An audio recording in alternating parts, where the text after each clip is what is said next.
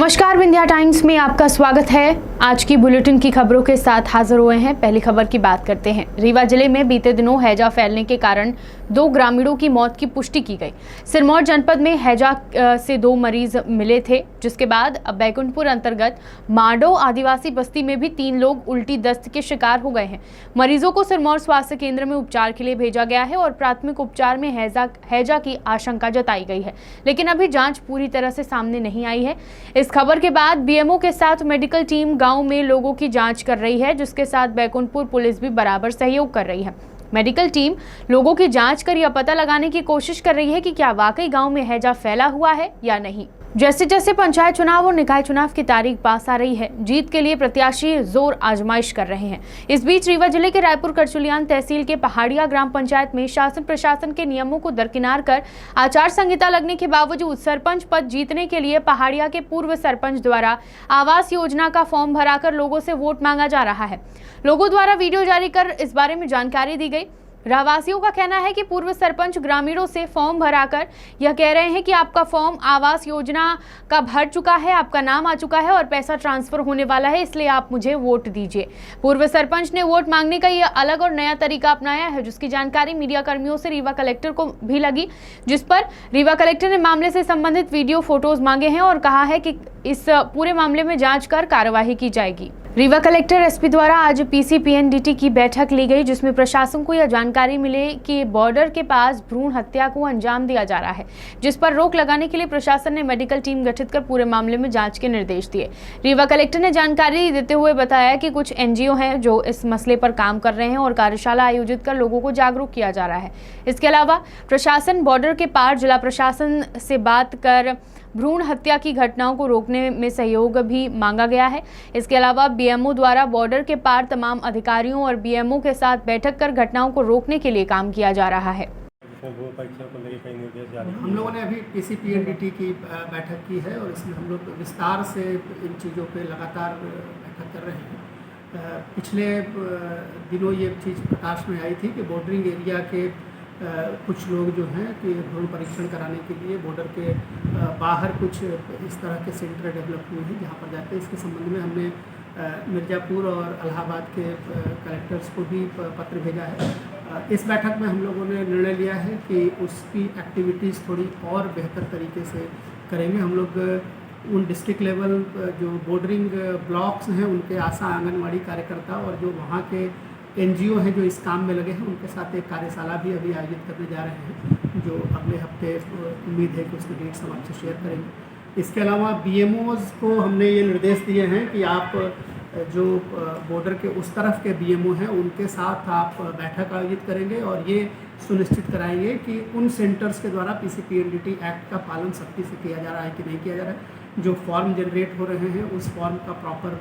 संधारण हो रहा है कि नहीं हो रहा है और उनका वहाँ के जिला प्रशासन के द्वारा इंस्पेक्शन किया जा रहा है कि नहीं किया जा रहा है। हम लोग इसमें काफ़ी प्रोएक्टिव रहेंगे और कोशिश करेंगे कि हमारी और एसपी साहब की और वहाँ के कलेक्टर साहब, एसपी साहब और सीएमएचओ के साथ भी हम शीघ्र वहाँ बैठक आयोजित करेंगे। हमारी कोशिश ये है कि हमारे ज़िले का जो जेंडर रेशियो अभी काफ़ी बढ़ा है उसको हम नेशनल लेवल के ऊपर ले जाएँ और न केवल भ्रूण परीक्षण का कोई भी मामला न आए, बल्कि जो सेक्स डिटर्मिनेशन के इश्यूज हैं उस पर हम प्रचार प्रसार करेंगे। जो 2 लाख रुपए की इस पर शासन के द्वारा पुरस्कार की राशि की घोषणा की गई है, उसका अच्छा प्रचार प्रसार करेंगे।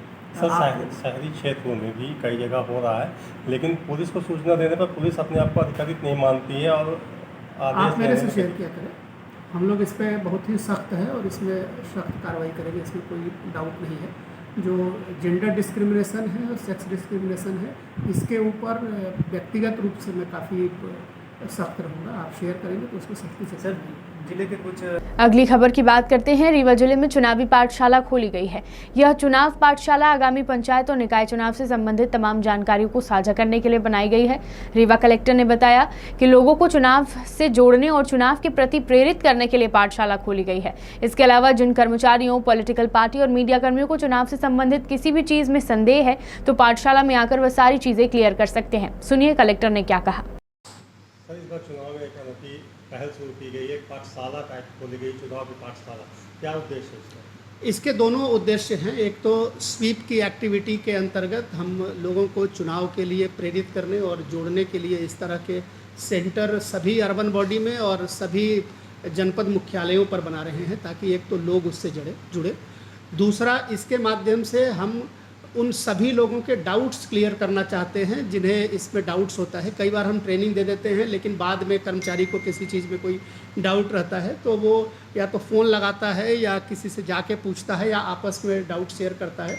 हमारी कोशिश ये है कि ऐसे सभी जगह सेंटर बने रहेंगे तो वो कभी भी 10 to 5 वहाँ पे वॉक इन कर सकता है और आके अपने डाउट क्लियर कर सकता है।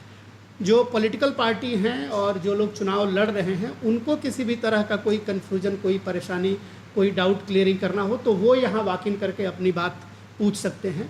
आप सभी जो मीडिया के हमारे साथी हैं, उनके मन में भी कई बार नियम कानून प्रक्रियाओं के बारे में ऐसे डाउट्स आ जाते हैं।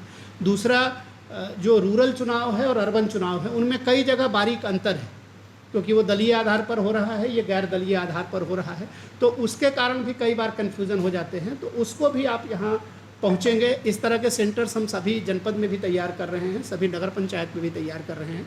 तो जो जहाँ है वहीं वॉक इन करके अपने डाउट्स क्लियर कर सकता है। यहाँ पर एक मास्टर ट्रेनर भी उपलब्ध रहेंगे जो 10 से 5 के बीच में आपके डाउट्स क्लियर करेंगे। इसके अलावा हमने ईवीएम के प्रचार के लिए हर अर्बन बॉडी में और नगर निगम क्षेत्र में ईवीएम का हर मोहल्ले में, हर वार्ड में उसका डेमोन्स्ट्रेशन कर रहे हैं, ताकि मतदाताओं को और जो चुनाव से जुड़े हुए राजनीतिक लोग हैं या प्रशासनिक लोग हैं, उन सबको ईवीएम के डेमोन्स्ट्रेशन के संबंध में, उसके ऑपरेशन के संबंध में कोई डाउट्स हो तो वो उसको क्लियर करा लें। एक प्रयोग हम और भी कर रहे हैं ताकि मतदान केंद्रों पर बेहतर व्यवस्था हो। इसके लिए एक कंपटीशन किया जा रहा है कि हमारा मतदान केंद्र सबसे खूबसूरत है, और इसमें हम हर जनपद के 5 सबसे बेहतर को पुरस्कृत करेंगे और ज़िले के टॉप 5 मतदान केंद्र से जुड़े हुए जो हमारे कर्मचारी होंगे उनको हम करेंगे। उसके लिए हर पंचायत, हर मतदान केंद्र पर एक कोर टीम बन रही है। इसमें कटिंग एज के लोग होंगे, ग्राम सहायक है, रोजगार सहायक है, आंगनवाड़ी कार्यकर्ता है, इस तरह के जो लोग हैं वो रहेंगे और ज़िले के सभी जनपद पंचायतों में 5 सबसे खूबसूरत मतदान केंद्रों को और ज़िले भर के 5 सबसे खूबसूरत मतदान केंद्रों को पुरस्कृत किया जाएगा। चुनावी पाठशाला की जो शुरुआत की गई है, प्रदेश के अन्य जिलों में भी है कि केवल दीव में? सभी जगह इस तरह के नवाचार होते हैं और उस नवाचार में सभी जगह लोगों को स्वीप की एक्टिविटी के द्वारा मतदान प्रेरित करने की कोशिश की जाती है। सबके थोड़ी अलग अलग नवाचार होते हैं और इस बार चूँकि अर्बन और रूरल दोनों चुनाव है और हर मतदाता को कम से कम 2 बार अलग अलग तिथियों में मतदान करने के लिए जाना है, तो ये प्रचार प्रसार और भी बेहतर हो जाता है कि आदमी अपने रोज़मर्रा की ज़रूरतों से बाहर निकल के और ज़रूर चुनाव करें।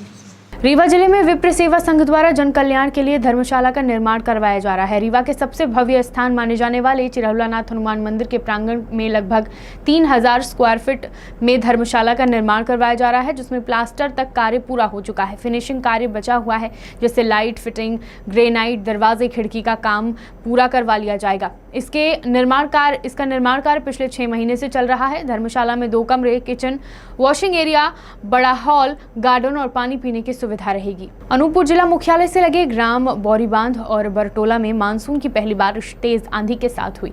आंधी और बारिश इतनी तेज थी कि कई पेड़ और बिजली के पोल गिर गए, जहां पेड़ों के टूटकर सड़क में गिरने से अमरकंटक रोड से बरटोला मार्ग अवरुद्ध हो गया और पेड़ों और बिजली के खंभों के टूटने से सड़क पर बिजली के टूटे तार पड़े रहे।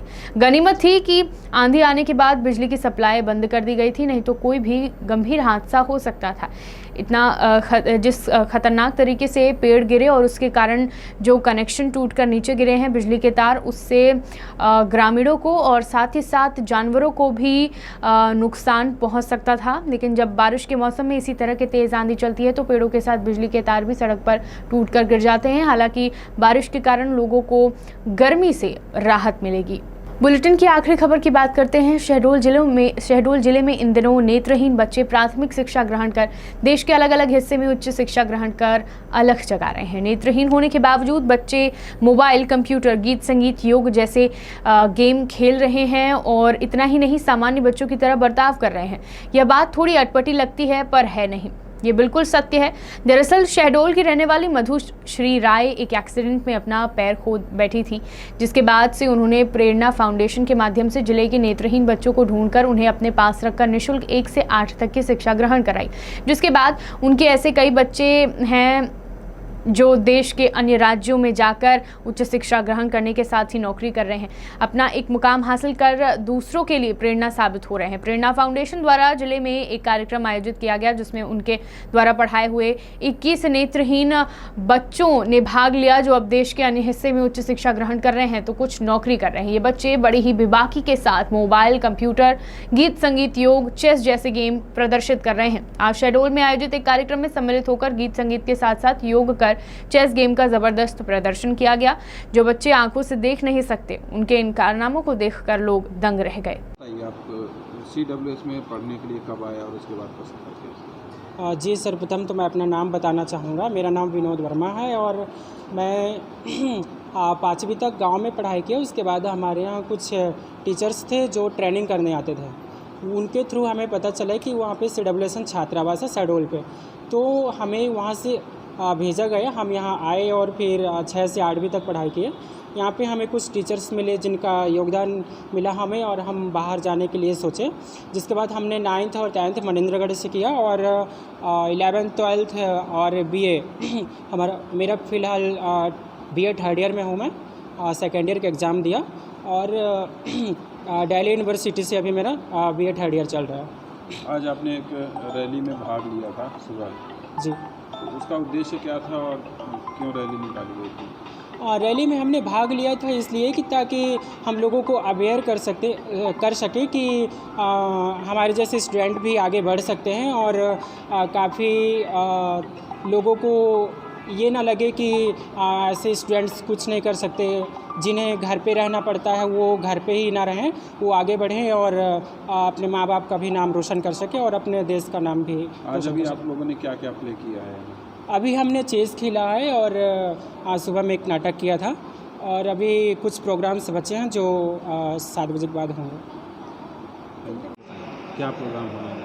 प्रेरणा फाउंडेशन की तरफ से हम लोग एक तिमिर से प्रकाश की ओर नाम का एक कार्यक्रम करने जा रहे हैं, जो सिर्फ दृष्टिबाधितों के लिए है। ये सारे दृष्टिबाधित बच्चे पहले शहडोल में CWSN छात्रावास में हमारे प्रेरणा फाउंडेशन के संचालन में चलता था, उसी में पढ़ते थे वो लोग। और अब सब वो बड़े बच्चे हैं जो 8 तक यहाँ से पढ़ के बाहर चले गए हैं। कोई दिल्ली चला गया है, कोई इंदौर में पढ़ रहा है, कोई जबलपुर में, इस तरह से बाहर पढ़ रहे हैं। कोई MA पढ़ रहा है, कोई BA पढ़ रहा है। और हम लोग को इतनी खुशी होती है इस चीज़ को देखकर कि ये बच्चे जो हमारे पास 8th में थे, छोटे छोटे से थे, और अब वो MA पढ़ रहे हैं, BA पढ़ रहे हैं और नौकरी भी कर रहे हैं उसमें से कुछ बच्चे। तो मेरी बहुत ऐसा एक इच्छा थी कि इन बच्चों को अगर हम यहाँ पर बुलाकर एक कार्यक्रम कर सकें तो शायद यहाँ के लोगों में ये अवेयरनेस जागृत होगा कि अगर बच्चों को स्कूल में डाला जाए तो निश्चित वो कुछ ना कुछ अच्छा करेंगे, कुछ ना कुछ अपने लिए अच्छा करेंगे, देश के लिए भी अच्छा करेंगे, आपके और समाज के लिए भी अच्छा करेंगे। ये जो कार्यक्रम आप आयोजित कर रहे हैं, इसका उद्देश्य? मेरे इस कार्यक्रम का उद्देश्य यही था कि एक तो इनका रीयूनियन हो जाए बच्चों का, क्योंकि वो बहुत समय बाद एक दूसरे से मिलेंगे, और उसके साथ ही यहाँ के जो लोग हैं उनको ये समझ में आ जाए कि स्कूल में बच्चों को डालना बहुत ज़रूरी है। और शहडोल संभाग में एक ऐसा स्कूल नहीं है, पूरे संभाग में एक ऐसा स्कूल नहीं है जिसमें ब्लाइंड हो, चाहे मूक बधिर हो, चाहे कोई भी डिसेबिलिटी वाला बच्चा पढ़ सके, अपने लिए कुछ माने इनिशियल पढ़ाई भी उनकी हो सके, ऐसा कुछ भी नहीं है। तो मैं समझती हूँ कि ऐसा संभाग में ही नहीं है, ये एक बहुत बड़ी चीज़ है और इस पर सरकार को भी ध्यान देना चाहिए। और मेरा उद्देश्य यही था कि अगर बच्चे बाहर जाते हैं तो वो निश्चित कुछ ना कुछ कर सकते हैं और उसकी इनिशियल पढ़ाई हम लोग भी करवा सकते हैं। आज जो इनका मैराथन सुबह कराया गया था, ये किस लिए कराया गया था? संदेश, क्या संदेश देना चाह रहे हैं? सुबह के टाइम में हमने इनका एक प्रभात फेरी का कार्यक्रम किया था, जो गांधी चौक से शुरू होकर स्टेडियम तक गया था। और स्टेडियम में जाके बच्चों ने एक नुक्कड़ नाटक का आयोजन किया था। इस नुक्कड़ नाटक का जो विषय था वो यही था जो मेरे इस कार्यक्रम का उद्देश्य है कि पेरेंट्स नहीं समझते हैं कि उनके बच्चे पढ़ लिख कर कुछ कर सकते हैं। तो वो पेरेंट्स जब अपने बच्चों को स्कूल तक भेजेंगे तभी तो कुछ होगा ना। तो यही उद्देश्य को लेकर उन्होंने एक नुक्कड़ नाटक किया था जिसकी प्रस्तुति बहुत अच्छी हुई थी और ग्राउंड में उपस्थित लोगों ने उस पर बहुत सराहा उसे। कितने बच्चे हैं इसमें इस कार्यक्रम में और कहाँ से आए हैं, किस तरह से वो दिव्यांग हैं? 21 बच्चे आज इसमें पार्टिसिपेट करेंगे और 21 के 21 बच्चे दृष्टिबाधित हैं, 100% ब्लाइंड हैं। विंध्य की तमाम खबरें लेकर कल फिर हाजिर होंगे। देखते रहिए विंध्या टाइम्स। बहुत बहुत धन्यवाद।